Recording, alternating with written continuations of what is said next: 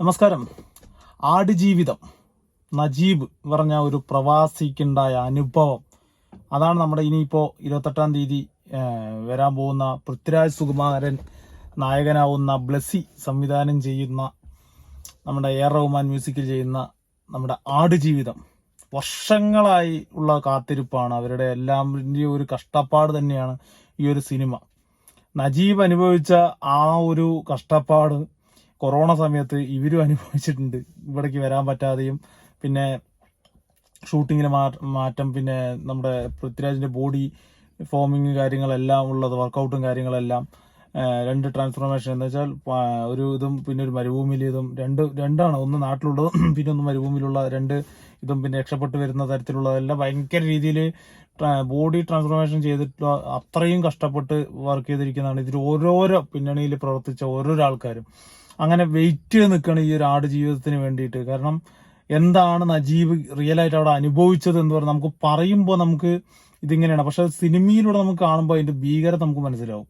കാരണം നമുക്ക് മഞ്ഞുമൽ ബോയ്സ് എന്ന് പറഞ്ഞ പടം പോലെ ഇതേപോലെ നമ്മൾ കുഴി ഗുണമെടുത്ത് നമ്മൾ വിചാരിച്ചു ഇതിങ്ങനെയല്ല, ഒരു ചെറിയ കുഴി എന്നുള്ളത്. പക്ഷെ അത് കണ്ടപ്പോഴാണ് നമുക്ക് അതിന്റെ ഒരു ഭീകരത എന്താണെന്ന് മനസ്സിലാവുന്നത്. അതുപോലെ തന്നെയാണ് ആടുജീവിതം എന്ന് പറഞ്ഞ പടം കാണുന്നത്. നജീബ് അനുഭവിച്ച ആ ഭീകരമായിട്ടുള്ള അനുഭവം, ആ മരുഭൂമിയിൽ ആട് മേയിച്ചിട്ട് കൂടെ ഒരാളുമായിട്ട് ഇരുന്ന് പിന്നെ അവിടെ നിന്ന് സർവൈവ് ചെയ്ത് എങ്ങനെ വന്ന് എന്നുള്ള ഒരു ഇതുണ്ട്. അത് കാണാൻ വേണ്ടിയിട്ടാണ് നമ്മൾ കേരളത്തിലെ എല്ലാവരും, കേരളത്തിനും പുറമെയുള്ള വിദേശ ഇതിൽ നിൽക്കുന്ന മലയാളികൾ എല്ലാ മലയാളികളും ഒന്നടങ്കം കാത്തിരിക്കുന്ന ഒരു പടമാണ് ചിലപ്പോൾ ആടുജീവിതം. ഇറങ്ങിക്കാൻ ചിലപ്പോൾ പൃഥ്വിരാജിന്റെയും ബ്ലസ്സിന്റെ കരിയർ തന്നെ ചിലപ്പോൾ മാറാൻ ചാൻസ് ഉണ്ട്. അമ്മാതിരി ഒരു പെർഫോമൻസ് നമ്മൾ പ്രതീക്ഷിക്കുന്നുണ്ട്. കാരണം ആ ഒരു ട്രെയിലറിലൂടെ ആയാലും അവരുടെ മേക്കിംഗ് ആയാലും ഭയങ്കര രീതിയിൽ നമ്മൾ അത്രയും വെയിറ്റ് ചെയ്ത് നിൽക്കുന്നവരാണ്. മറ്റേ വലിയ അടിച്ചുപൊളി അങ്ങനെ നമുക്കറിയാം ബ്ലസ്സി എന്ന് പറഞ്ഞ ഒരാളിന്റെ പടം എങ്ങനെയായിരിക്കും എന്നുള്ള കാര്യം പേഴ്സണലായിട്ട് അറിയാം. കാരണം കാഴ്ചയാണ്. അതിന് ശേഷമുള്ള വന്ന പടങ്ങൾ ഇങ്ങനെ നമ്മൾ എടുത്ത് നോക്കുകയാണെന്നുണ്ടെങ്കിൽ നമുക്ക് അറിയാൻ പറ്റും അത് ബ്ലസ്സിന്റെ പടങ്ങൾ എങ്ങനെയാണ്. ഒരു മമ്മൂട്ടിനെയൊക്കെ വെച്ചെടുത്തൊരു പടങ്ങൾ അതെല്ലാം സൂപ്പറായിരുന്നു. ഭ്രമരം ഇതെല്ലാം അടിപൊളി അങ്ങനെയുള്ള പടങ്ങൾ നമുക്കറിയാം തന്നെ. അതുകൊണ്ട് വലിയ ബ്രഹ്മാണ്ടം, അതുകൊണ്ട് തിയേറ്റർ കുലുങ്ങും, രാജവട്ടം വരും, അങ്ങനെ ഒരു ഇതൊന്നുമല്ല ബ്ലസ്സിന്റെ പടമായിട്ട് നമ്മൾ കമ്പയർ ചെയ്യുമ്പോൾ കാണുന്നത്. നമുക്കറിയാം ഇതൊരു സർവൈവൽ ത്രില്ലറാണ്, പക്ഷെ അത് എങ്ങനെ ഏത് രീതിയിൽ എന്നുള്ളതാണ്. അപ്പോൾ കുറച്ച് ദിവസങ്ങളായിപ്പോൾ നജീബ് എന്ന് പറഞ്ഞ ആളുടെ എന്ന് വെച്ചാൽ ആടുജീവിതത്തിലെ റിയൽ ലൈഫ് നജീബ് പുള്ളിന്റെ ഇന്റർവ്യൂകൾ ഇങ്ങനെ വന്നുകൊണ്ടേയിരിക്കുന്നുണ്ട്. പഴയ കാലത്ത് ഒരു 6 വർഷം മുമ്പൊക്കെയാണ് ഇതിന്റെ ഇന്റർവ്യൂ വന്നത്. ഞാൻ നോക്കിയപ്പോൾ ഇപ്പോൾ റീസെന്റ് ആയിട്ട് ഇപ്പോൾ ഇന്റർവ്യൂകളും കാര്യങ്ങളെല്ലാം വന്നിരിക്കുന്നത്. അതെല്ലാം ഈ പടത്തിന്റെ ഒരു പ്രൊമോഷനെ സഹായിക്കും, ഈ ഒരു പടം കുറച്ചും കൂടി ആളിലോട്ട് എത്തിക്കാനും പറ്റും എന്നുള്ളത് തന്നെയാണ് എൻ്റെ ഒരു വിശ്വാസം. അപ്പോൾ പുള്ളിന്റെ ലൈഫ് പറയുന്ന കുറേ സമയത്തിലെ കുറേ വീഡിയോ, അതിൽ കുറച്ച് ഭാഗം ഞാനിവിടെ വയ്ക്കാം. കാരണം പുള്ളി അനുഭവിച്ചത് അങ്ങനെ പുള്ളി പറയുമ്പോൾ തന്നെ കണ്ണിന്ന് വെള്ളം വരുന്നുണ്ട്. ആ രീതിയിൽ പുള്ളി അവിടെ അനുഭവിച്ചിട്ടുണ്ട്. അപ്പോൾ കുറച്ച് ഭാഗങ്ങൾ നമുക്കത് കേൾക്കാം, പുള്ളി എന്താ പറയുന്നുള്ളത്. പൃഥ്വിരാജാണ് ഇക്കയുടെ വേഷം അഭിനയിക്കുന്നത്. വളരെയധികം സന്തോഷം തോന്നുന്നു എനിക്ക്. കാരണം ഞാനന്ന് കടന്ന് അത്രയും കഷ്ടപ്പെട്ടെങ്കിൽ ഇന്ന് ഇതൊക്കെ ഈ ജനങ്ങളെല്ലാം അറിയാൻ പോകുന്നപ്പോൾ ഭയങ്കരമായ സന്തോഷമുണ്ട്. ഇത് അന്നത്തെ അനുഭവങ്ങൾ തന്നെയാണ് പൃഥ്വിരാജ് ഇപ്പോൾ സിനിമയിലൂടെ എല്ലാവരെയും അറിയിക്കാൻ പോകുന്നത്. ഈ 93 എയർപോർട്ടിൽ ചെന്ന് ഇറങ്ങിയപ്പോൾ തൊട്ട് അവിടുന്ന് യാത്രയാവുന്ന വരെയുള്ള സംഭവങ്ങൾ ചെറുതായിട്ടൊന്ന് വിവരിക്കാമോ? ഞാൻ ചേട്ടൻ അവിടെ ചെന്ന് ഇറങ്ങി, ഇതുപോലെ ഒരാൾ വന്ന് എൻ്റെ പാസ്പോർട്ട് ചോദിച്ച് ഞാൻ കൊടുത്ത് വണ്ടി കയറാൻ പറഞ്ഞ് ഞാൻ കയറി. കാരണം അന്ന് പിന്നെ ഞാനോടത്ത് എൻ്റെ അറബി തന്നെ ആയിരിക്കും വന്ന് വിളിച്ചുകൊണ്ട് പോകണമെന്ന് വെച്ച് ഞാൻ കൊടുത്ത്. അങ്ങനെ കയറിക്കഴിഞ്ഞ് ഇങ്ങനെ വണ്ടി മരുഭൂമി കൂടെ അങ്ങ് പോവുകയാണ്. ഞാൻ അന്നേരം ഇങ്ങനെ ആലോചിക്കുന്നുണ്ട് അതിനകത്തിരുന്നുകൊണ്ട്, ഇത് നമ്മൾ വന്ന പിന്നെ നമ്മുടെ നാട്ടിൽ നിന്നൊക്കെ ഒരുപാട് പേര് ഗൾഫ് വന്നിട്ടുണ്ട്, ഇവരെല്ലാം ഇത് എവിടാട്ടാണ് പോയേക്കുന്നത്, ഒരു ബിൽഡിങ് പോലും കാണുന്നില്ല എന്നുള്ള ചിന്ത മനസ്സിലുണ്ട്. ഒരുപാട് ഓടിയിട്ടും കാണുന്നില്ല, വണ്ടി ഒരുപാട് ഓടിയിട്ടൊന്നും കാണുന്നില്ല. അപ്പം തന്നെ എനിക്കൊരു ഡൗട്ട് പോലെ തോന്നുന്നുണ്ട്, ഇതെന്താ ഇങ്ങനെ വന്ന് സംഭവിക്കുന്നതെന്നത്. അങ്ങനെ ഓടി ചെല്ലുമ്പോൾ മരുഭൂമി ഒരുപാട് ഓടി ചെല്ലുമ്പോഴിങ്ങനെ രാത്രിയായിരുന്നു, സന്ധ്യ ഇരുട്ടുക. അങ്ങനെ ചെല്ലുമ്പോൾ കൊറോണ ഒരു 10-700 ആടും ഒരു തൊട്ടവും കൂടെ നിൽക്കുന്നു. അപ്പോഴത്തന്നെ എൻ്റെ തടിയത്ത് പോയി. കാരണം ഞാൻ പെട്ടുപോയെന്നുള്ള ചിന്ത ഒരു ഏങ്ങലോട് കൂടി തന്നെ മനസ്സിലായിപ്പോയി. പിന്നെ എനിക്ക് എൻ്റെ പിന്നെ എങ്ങോട്ടാണ് എൻ്റെ രീതി പോകുന്നത് എനിക്ക് അറിയാൻ പറ്റാത്ത രീതിയായിപ്പോയി. കാരണം തലയ്ക്കങ്ങ് ഇതായിപ്പോയി. കാരണം പെട്ടുപോയെന്ന് ഉറപ്പായി. കാരണം പണ്ടൊക്കെ നമ്മൾ ഇതുപോലെ കേട്ടിട്ടുണ്ടല്ലോ, ഇങ്ങനെ ആൾക്കാർ പോയിട്ടുണ്ടെന്നൊക്കെ, എന്നുള്ള സ്ഥിതി നമുക്കും ആയിക്കഴിഞ്ഞു എന്നുള്ള ചിന്ത മനസ്സിൽ വന്ന് ഞാൻ അന്നേരം കരയാൻ തുടങ്ങി. കരഞ്ഞ് ഇത് കണ്ടപ്പോൾ തന്നെ ഞാൻ കരയാൻ തുടങ്ങി. കരഞ്ഞപ്പോൾ ഇയാൾക്ക് ഭയങ്കര ദേഷ്യം കയറി.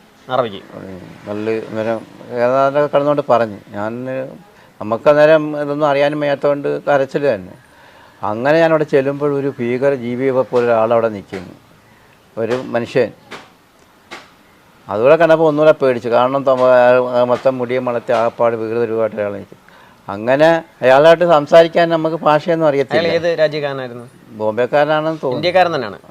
ഇന്ത്യക്കാരൻ ബോംബെക്കാരൻ ആ രാജ്യക്കാരനാണ്. ഞാൻ അവിടുത്തേനാണെന്ന് എനിക്കത് ഈ ഒരു കണ്ടത് ഞാൻ കരച്ചിലല്ലാതെ ഒന്നുമില്ല. കാരണം എനിക്ക് പെട്ടുപോയി, ഇനി എൻ്റെ ജീവിതം തീർന്നെന്നുള്ളൊരു ചിന്ത എൻ്റെ മനസ്സിലായിപ്പോയിട്ട് ഞാൻ ഇയാൾ ഏതാണെന്ന് ചോദിക്കാനെന്നുള്ള എനിക്ക് ഇതിലും കാരണം കാണാൻ പോലും പറ്റുന്നില്ല. അത്ര രീതിയിരിക്കുന്നു, ഒരു മുഷിഞ്ഞ വേഷമൊക്കെ ആയിട്ട്. ഏത് രാജ്യക്കാരനാണെന്ന് പോലും എനിക്കറിയത്തില്ല. പിന്നെ കണ്ടില്ലേ, നമുക്ക് തന്നെ അത് കേൾക്കുമ്പോൾ തന്നെ നമുക്കൊരു ഭയങ്കര ഒരു ഇത് തന്നെയാണ്. ഞാൻ ഈ കഴിഞ്ഞ ദിവസങ്ങളിൽ ഗൾഫിലായിരുന്ന സമയത്ത് ഇതേപോലെ പോകുമ്പോൾ ഞാൻ പറഞ്ഞു, ആദ്യം ഷട്ട് ഡൗണിനൊക്കെ പോയ സമയത്ത് ഇതേപോലെ ഇവിടെയാണ് പോയത്, സൗദിയിലാണ് പോയത്. സൗദിയിൽ ജുബൈൽ എന്ന് പറഞ്ഞ സ്ഥലത്താണ് നമ്മൾ പോയത്. അപ്പോൾ ഞാനിങ്ങനെ പോയി ദമാം പറഞ്ഞ ഫ്ലൈറ്റ് ഇറങ്ങി. അപ്പോൾ ഷട്ട് ഡൗൺ ആയിരുന്നു, എന്ന് വെച്ചാൽ 2 മാസം അവിടെ 1 മാസം ഇവിടെ അങ്ങനെയുള്ള ഒരു വർക്ക് തന്നെയായിരുന്നു. ഞാനവിടെ ഇറങ്ങി, എല്ലാവരും കൂടി വണ്ടിയിൽ കയറി. ഞങ്ങൾ കുറച്ച് പിള്ളേരുണ്ട്, അങ്ങനെ വണ്ടി കൂടെ പോവാണ്. പോണ സമയത്ത് നമുക്ക് ഇവിടുന്ന് പോകുമ്പോൾ തന്നെ ഫ്ലൈറ്റും താഴത്തേക്ക് നോക്കിയപ്പോൾ ലാൻഡ് ചെയ്യാനാകുമ്പോൾ നമ്മൾ നോക്കുമ്പോൾ മൊത്തം മരുഭൂമിയാണ് കാണുന്നത്. ഇപ്പോൾ ടൗൺ ഏരിയ പോലെ ഒന്നും കാണില്ല. പക്ഷെ ദുബായിലൊക്കെ നമ്മൾ ഫ്ലൈറ്റ് ഇറങ്ങുന്ന സമയത്ത് നമുക്കറിയാം താഴത്തെ ആ ഒരു ഇതും മറ്റേ വെള്ളത്തിൻ്റെ ഇതും ബോട്ടിങ് കാര്യങ്ങളെല്ലാം ടൗൺ ബിൽഡിംഗ് കാര്യം എല്ലാം നമുക്ക് കാണാൻ പറ്റും. പക്ഷെ അവിടെ അങ്ങനെയല്ല, മൊത്തം മരുഭൂമിയാണ് ഞാൻ കണ്ടത്. ഇനിയിപ്പോൾ വേറെ വല്ലവിടെ ടൗണുകൾ കാണുമെന്ന് അറിയില്ല. പക്ഷെ ഞാൻ പറഞ്ഞ ദമാം എന്ന് പറഞ്ഞ സ്ഥലത്ത് ഞാൻ ഇറങ്ങുന്ന സമയത്ത് കണ്ടത്. കണ്ടിട്ട് വണ്ടി എടുത്തിട്ട് ഇങ്ങനെ പോകണം, കിലോമീറ്ററുകളിൽ ഇങ്ങനെ പോകും. ഞാൻ പറഞ്ഞു ഇടയ്ക്ക് ചോദിക്കേണ്ടത്, നമ്മൾ വല്ല ആട് മേയ്ക്കാൻ പോവാണെന്നുള്ളത്. എന്തോ നമുക്ക് ആ കമ്പനി വിട്ട വണ്ടിയാണ്, നമ്മൾ കമ്പനി വർക്കാണ് പോകണം, അല്ലാതെ വേറെ ഇങ്ങനെയുള്ളൊരു ഇതല്ലേ പോകണം. നമുക്കൊരു കമ്പനി വിസ, ഇന്ന കമ്പനി എന്നുള്ളത് നമുക്ക് ഗൂഗിളിൽ അടിച്ചത് വരെ വരും ആ കമ്പനിൻ്റെ പേര്. അങ്ങനെ വെച്ചിട്ടാണ് നമ്മൾ പോകുന്നത്. അപ്പോൾ നമ്മൾ ഉള്ളിൽ പേടിയുണ്ട്, ഇങ്ങനെ മരുഭൂമികളും ഈ അറബികളുടെ ഇതൊക്കെ. കാരണം സൗദി എന്ന് പറയുന്നത് അത്ര സ്ട്രിക്റ്റ് ആയിട്ടുള്ളൊരു കൺട്രി അല്ലേ, നമ്മുടെ കുവൈറ്റ്, സൗദി എന്ന് പറയുന്നത്. പിന്നെയും ദുബായ്, മറ്റേ ഒമാൻ, ഇതെല്ലാം പിന്നെ ടൂറിസ്റ്റ് കൺട്രി ആയിട്ട് മാറി തുടങ്ങി. ഇപ്പം എല്ലാം സൗദി എല്ലാം ഇപ്പോൾ ടൂറിസ്റ്റ് കൺട്രിയിലോട്ട് മാറുന്നത്. ഇപ്പോൾ കഴിഞ്ഞ ദിവസം സൗദിയിൽ എന്തൊരു മദ്യത്തിൻ്റെ ഇതൊക്കെ ഓപ്പൺ ചെയ്ത്, തിയേറ്ററൊക്കെ ഓപ്പൺ ചെയ്തെന്നൊക്കെ പറഞ്ഞിട്ടൊക്കെ ന്യൂസ് ഉണ്ടോ? അത് എത്രത്തോളം എന്താണ് സത്യാവസ്ഥയെന്ന് അറിയില്ല, ഉണ്ടാവുമായിരിക്കാം. അപ്പോൾ ഇങ്ങനെ ഇരിക്കുമ്പോൾ നമുക്ക് ഭയങ്കര പേടി. അപ്പം നമ്മൾ ഈ കമ്പനിക്ക് പോകുന്നത്, പക്ഷേ മരുഭൂമി കണ്ടപ്പോൾ നമുക്ക് പേടിയായി. അപ്പോൾ ഈ നജീബിക്കൻ്റെ ഒരു അവസ്ഥ ഞാൻ ആലോചിക്കുകയാണ്. പുള്ളി മരുഭൂമിയിൽ പോയിട്ട് ആടിൻ്റെ ഇത് കണ്ടിട്ട് ഇങ്ങനെ അന്തം വിട്ട് നിൽക്കുകയാണ്.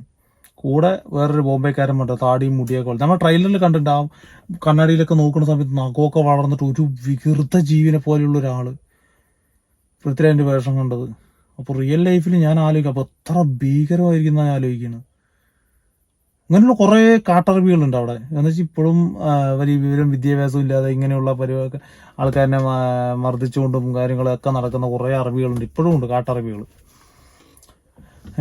അപ്പോൾ അവൻ്റെ അടുത്തൊക്കെ പെട്ട് കഴിഞ്ഞ് അതേപോലെ ഓരോ ഇടയിൽ പോയി പെട്ട് കഴിഞ്ഞ് ഇങ്ങനെയുള്ള പ്രശ്നങ്ങളൊക്കെ നേരിടും. പക്ഷെ ഇപ്പോഴും പെടുന്നവരുണ്ട്. പക്ഷെ എന്താണെന്ന് വെച്ച് കഴിഞ്ഞാൽ ഇപ്പോൾ ഒരു സാങ്കേതിക വിദ്യ കൂടുതലായതുകൊണ്ട് നമുക്ക് ഇങ്ങനെ ആക്സസ് ചെയ്യാം. വീട്ടിലോട്ടാണെങ്കിൽ എന്താണ് കോൾ ചെയ്യാനുള്ള സൗകര്യങ്ങളൊക്കെ നിലവിൽ ഇപ്പോൾ ഉള്ളത് കൊണ്ട് ആൾക്കാർക്ക് ആക്സസ് ചെയ്യാൻ പറ്റും പെട്ടെന്ന്. പക്ഷെ അങ്ങനെ ഇല്ലാത്തൊരു സ്ഥലത്ത് കൊണ്ട് ഇട്ട് കഴിഞ്ഞ് പിന്നെ ഒന്നും പറയാനില്ല. പക്ഷെ ആക്സസ് ചെയ്യുമ്പോൾ ഇപ്പോൾ പഴയതിനെക്കാട്ട് നോക്കുമ്പോൾ ആക്സസിബിലിറ്റി കൂടുതലാണ്. ആൾക്കാർക്ക് പെട്ടെന്ന് എന്താണ് ഏതാണെന്നൊക്കെ അറിയാനും കാര്യങ്ങളെല്ലാം പിടിക്കാനും പറ്റും. അങ്ങനെയുള്ളതാണ്. ഇപ്പോൾ വിസ അടിക്കുമ്പോൾ തന്നെ അതിൻ്റെതായ രീതിയിൽ. നേരത്തെ അങ്ങനെ വിസ അടിച്ച ഒരാൾ പോയി കഴിഞ്ഞാൽ എവിടേക്കാണ് കൊണ്ടുപോകണം, എന്താ കൊണ്ടുപോകണമെന്നൊന്നും അറിയില്ല. അപ്പോൾ അതാണ് ഇത് ഇങ്ങനെ പറയുമ്പോഴുള്ള നമുക്ക് ആ ഒരു ഭയം, എന്ന് വെച്ചാൽ എന്താണ് ഇവർ ഇങ്ങോട്ടാണെന്നൊക്കെ ഭയം. ഇത് റിയലായിട്ട് നമുക്ക് എക്സ്പീരിയൻസ് ചെയ്യാനുള്ളൊരു ഇതും കൂടി കിട്ടുകയാണ് ഈ ആടുജീവിതത്തിലൂടെ. കുറേ കാര്യങ്ങൾ പുള്ളി പറയും. നിങ്ങൾ എന്തായാലും ആ പുള്ളിൻ്റെ ആ ഇൻ്റർവ്യൂ എടുത്തൊന്ന് മൊത്തമായിട്ട് കാണണേ. ഏത് രാജ്യക്കാരനാണെന്ന് പോലും എനിക്കറിയത്തില്ല. പിന്നെ ഈ ബോംബെക്കാരനാണ് എന്നുള്ള സംശയം എനിക്കുണ്ട്.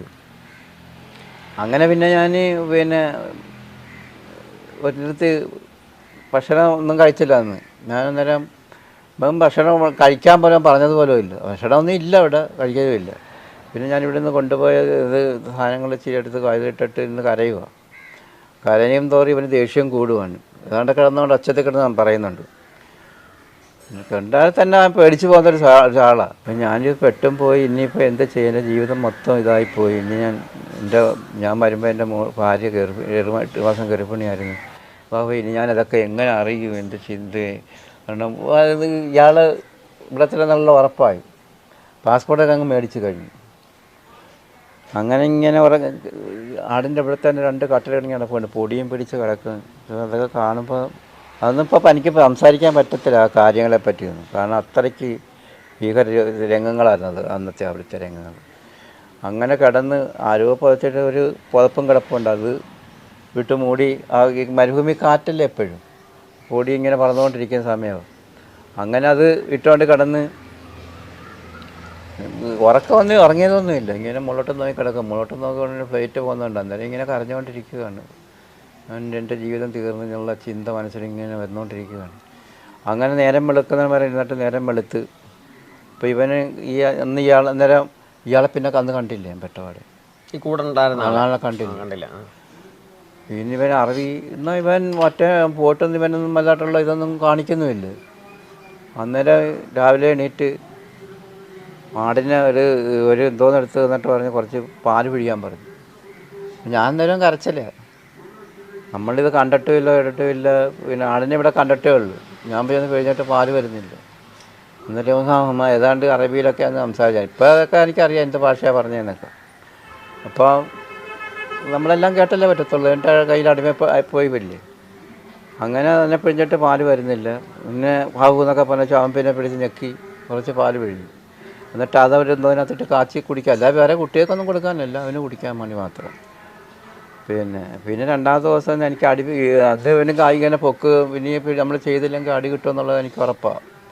അങ്ങനെ ഞാൻ പിറ്റേന്ന് വിളിച്ച് ഇങ്ങനെ വല്ല ഞെക്കിയപ്പോൾ ദൈവത്തിനെയൊക്കെ വിളിച്ച് ഞെക്കിയപ്പോൾ പാല് കിട്ടി, പാല് വന്ന് അങ്ങനെ 5-6 ദിവസമൊക്കെ ആയപ്പോൾ ഒരു പഠിച്ചത് പാല് പിടിച്ച് പിന്നെ ഈ ആഴ്ചയിൽ ഇതിനെ വെയിറ്റിംഗ് ആണ് എന്തായാലും നമ്മളത് കാണാൻ. പറയുമ്പോൾ തന്നെ നമുക്കൊരു എൻ്റെ മോനെ ഇതാണ്. പുള്ളി പ്രവാസമൊക്കെ നിർത്തിയിട്ട് ഇപ്പോൾ നിലവിൽ ഇവിടെയാണ് വന്നിട്ടുണ്ട്. 6 വർഷം മുമ്പ് അതിൻ്റെ വീഡിയോയും കാര്യങ്ങളൊക്കെ നിലവിലുണ്ടായിരുന്നു. പുള്ളി ഇങ്ങനെ വേറൊരാളായിട്ട് ഇങ്ങനെ കാര്യങ്ങൾ പറഞ്ഞപ്പോഴാണ്, ഇങ്ങനെ വിസന്റെ കാര്യങ്ങളൊക്കെ പറഞ്ഞപ്പോഴാണ് ഇങ്ങനെ പുള്ളിയുടെ കഥ പറയുന്നതും. ആ ആൾ മുഖാന്തരം ഒരു എഴുത്തുകാരൻ്റെ അടുത്ത് പോയിട്ട് പെട്ടിട്ട് പുള്ളിൻ്റെതായ കാര്യങ്ങളെല്ലാം പറയുമ്പോഴാണ് അതിങ്ങനെ നോവലായിട്ട് വരുന്നത്, ആടുജീവിതം എന്ന് പറഞ്ഞിട്ടുള്ള ലെവലിൽ വരുന്നത്. അതാണ് ഇപ്പോൾ നിലവിലിപ്പോൾ സിനിമയായിട്ട് വരാൻ പോകുന്നത്. എന്തായാലും വെയിറ്റിംഗ് ആണ് നജീബിന്റെ ആ ഒരു റിയൽ ലൈഫിൽ നടന്ന കാര്യം. എന്നാലും ഇതിലൊരു ഫിക്ഷൻ ആർട്ടിഫിഷ്യലായിട്ടൊന്നും ചെയ്തു വെക്കില്ല. കാരണം റിയൽ ലൈഫിൽ നടന്ന കാര്യങ്ങൾ അതേപോലെ ഒപ്പിവെക്കണം. പിന്നെ സിനിമാറ്റിക് ആയിട്ട് എന്ന് വെച്ചാൽ ഇങ്ങനെയുള്ള റിയലിസ്റ്റിക് ആയിട്ട് എടുക്കുന്ന പടങ്ങളെല്ലാം അതേപോലെ റിയലിസ്റ്റിക് ആയിട്ട് എടുത്തു വെച്ചില്ലെങ്കിൽ മൊത്തത്തിൽ അത് കുളമായിട്ട് പോകുന്ന പോലെ ഉണ്ടാവും. നമ്മുടെ തങ്കമണി പോലെയുള്ള പടങ്ങളൊക്കെ ഭയങ്കര രീതിയിലുള്ള എന്താ പറയാ ഫിക്ഷൻ ഒരുപാട് കുത്തി നിറച്ചുകൊണ്ട് ലെവലിൽ ചെയ്യുന്നുണ്ടാവും. എന്തായാലും മഞ്ഞുമൽ ബോയ്സ് പോലെയല്ല. മഞ്ഞുമൽ ബോയ്സിന്റെ ഫിക്ഷൻ എന്ന് വെച്ചാൽ റിയൽ ലൈഫ് എന്താണോ അത് അതേപോലെ എടുത്ത് കാണിച്ചിട്ട് അത് ഭയങ്കര റിയലിസ്റ്റിക് ആയിട്ടാണ് അത് കാണിക്കണമെങ്കിൽ അല്ലെങ്കിൽ അത് ഭയങ്കര മോശമായി പോകും, അല്ലെങ്കിൽ മോശമായിട്ടുള്ള രീതിയിൽ പോകും. എന്തായാലും ഈ ഒരു പടത്തിൽ ട്രെയിലർ നമുക്ക് ഫീൽ ചെയ്യുന്നത് അങ്ങനെയുള്ള കാര്യങ്ങളൊന്നും ഇതിൽ എലമെന്റ് ചെയ്തിട്ടില്ല. പിന്നെ റൊമാൻസും കാര്യങ്ങളെല്ലാം പിന്നെ നാട്ടിൽ നടക്കുന്ന കാര്യങ്ങളെല്ലാം അത് ചിലപ്പോൾ കുറച്ച് ഉണ്ടാവുമായിരിക്കും. പക്ഷെ മരുഭൂമിയിലെ ഇതെല്ലാം എന്താണോ അത് നമുക്ക് കാണിച്ചു തരും. മൊത്തത്തിലില്ലെങ്കിൽ കൂടി അത് നടന്നത് എന്താണോ അത് നമുക്ക് കാണാൻ പറ്റുന്നുള്ള പൂർണ്ണ വിശ്വാസമുണ്ട്. ബ്ലെസ്സിന്റെ അടുത്തും പൃഥ്വിരാജ് സുകുമാരന്റെ അടുത്തും 100-110% നമുക്ക് വിശ്വാസമുണ്ട് നമുക്കത് കിട്ടും എന്നുള്ളതിൽ. എന്തായാലും എങ്ങനെയായാലും പടത്തിന്റെ നല്ലതാണെങ്കിൽ നല്ലതെന്ന് മാത്രം പറയാം. ഒരാളിനെയും വ്യക്തിഹത്യ നടത്തരുത് എന്നേ പറയാനുള്ളൂ. കാരണം നമ്മളെല്ലാവരും ആകാംക്ഷയോടെ കാത്തിരിക്കുന്ന വേറെ തലത്തിൽ നിൽക്കുന്ന ഒരു പെർഫോമൻസിന് വേണ്ടിയിട്ട് പൃഥ്വിരാജ് സുകുമാരന്റെ ആ ഒരു കരിയറിൽ തന്നെ ഒരു മാറ്റം വരാൻ പറ്റുന്ന ഒരു ഇതിൽ തന്നെയാണ് ഇപ്പോൾ നിലവിൽ നിൽക്കുന്നത്. അല്ലാതെ നിങ്ങൾ വലിയൊരു ബാഹുബലി പ്രതീക്ഷിച്ചിട്ടൊന്നും ആരും ഈ പടത്തിന് പോകരുത്. കാരണം ഇത് റിയൽ ലൈഫിൽ നടന്ന ഒരു ഇൻസിഡന്റ് ആണ്. ആ ഇൻസിഡന്റിന് ബേസ് ചെയ്ത് ഒരു പടം കൊടുക്കുന്ന സമയത്ത് നമ്മൾ അതിലോട്ട് ഇറങ്ങുക. അല്ലാതെ ആടുജീവിതം നിങ്ങൾ വലിയൊരു ഇതിലൊന്നും കാണണ്ട. നമുക്ക് അതിന് ട്രെയിലറും മറ്റേ പോസ്റ്റേഴ്സും കണ്ടാൽ തന്നെ അറിയാം നമുക്ക് ഇത് എന്താണെന്നുള്ളത്. അതുകൊണ്ട് അങ്ങനെയുള്ള ഒരു ഫാൻ ഫൈറ്റിനൊന്നും നിൽക്കരുത്. കാരണം ഫാൻസുകാർക്ക് ചിലപ്പോൾ കൈയടിക്കാനും വിസിലടിക്കാനും പറ്റിയ ഒരു സിനിമയല്ല അത്. കാരണം റിയലായിട്ട് നടന്ന ഒരു ഇൻസിഡന്റ് ആയതുകൊണ്ട് തന്നെ മാക്സിമം എല്ലാവരും ഈ ഒരു തിയേറ്ററിൽ തന്നെ പോയി കാണണം. അവരുടെ അഭിപ്രായങ്ങൾ അവർ രേഖപ്പെടുത്തണം. ഇപ്പോൾ 48 മണിക്കൂർ കഴിഞ്ഞാൽ ഒരു പടത്തിന്റെ റിവ്യൂ ഇടാൻ പറ്റും എന്നൊക്കെ പറഞ്ഞിട്ടൊക്കെ ഒരു കോടതി വിധിയൊക്കെ വന്നിട്ടുണ്ട്. അമിക്കസ് ക്യൂരി പറഞ്ഞിട്ടുണ്ട്. എന്തുതന്നെയായാലും പടം മസ്റ്റ് തിയേറ്റർ വാച്ചാണ്. എന്താണ് അവിടെ നടന്നത് എന്നുള്ളത് കാണാൻ വേണ്ടിയിട്ട്. എന്തായാലും വെയിറ്റിംഗ് ആണ്. 28-ാം തീയതി വരെ എങ്ങനെ കൊണ്ടുപോകുന്ന ആലോചിച്ചിട്ടാണ്.